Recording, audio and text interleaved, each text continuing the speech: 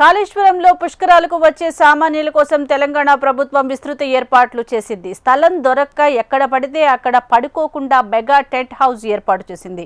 భక్తులకు వేరువేరుగా ఇనుప మంచాలను ఏర్పాటు చేసి సామూహికంగా బస చేసే వెసులుబాటు కల్పించింది. కాళేశ్వరంలో సామాన్య భక్తుల కోసం ఏర్పాటు చేసిన మెగా టెంట్ హౌస్ కు సంబంధించి మా ప్రతినిధి గోపాలకృష్ణ మరింత సమాచారం అందిస్తారు.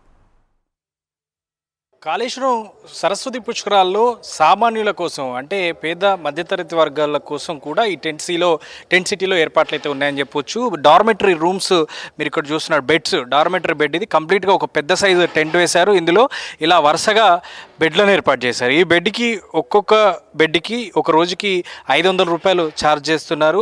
మొత్తం కూలర్లు ఏర్పాటు చేసి ఈ టెంట్లో స్టే చేసేందుకు ఏర్పాట్లు అయితే చేశారు. ఇదే టెంట్ సిటీలో పక్కనే ఉన్నటువంటి హాల్స్ కనుక చూస్తే ఒక బెడ్రూమ్ ఏర్పాటు చేసి అది 3000 రూపాయలు ఛార్జ్ చేస్తున్నారు. అట్లాగే ప్రభుత్వ అధికారులు, ముఖ్యమంత్రి స్థాయి వ్యక్తులకు కూడా ప్రత్యేకమైనటువంటి టెంట్ ఇదే కాంపౌండ్లో ఏర్పాటు చేశారు. అలాగే పక్కనే ఒక పెద్ద టెంట్ ఏర్పాటు చేసి అందులో పూర్తిగా ఇలా సామూహికంగా పెద్ద సైజులో బెడ్లు అయితే ఏర్పాటు చేశారు. ఈ బెడ్స్ అన్నీ కూడా కామన్ పబ్లిక్ ఇచ్చేందుకు అని చెప్పి నిర్వాహకులు చెప్తున్నారు. ఈ బెడ్ని 500 రూపాయలకి ఒక రోజుకి కేటాయిస్తారు. 500 రూపాయలు తీసుకొని ఒక రోజుకైతే 22 గంటల పాటు స్టే చేసేందుకు అవకాశం ఉంటుంది. సో కాళేశ్వరంలో సరస్వతి పుష్కరాలకు సుదూర ప్రాంతాల నుంచి వస్తున్నటువంటి భక్తులకు ఇదొక మంచి అవకాశం అనే చెప్పుకోవచ్చు. ముఖ్యంగా ఇండివిజువల్గా సింగిల్గా వచ్చేటువంటి వాళ్ళకు ఇవి స్టే చేయడానికైతే కాళేశ్వరం లాంటి ఇంటీరియర్ ప్రాంతంలో ఒక మంచి అవకాశంగానే చెప్పవచ్చు.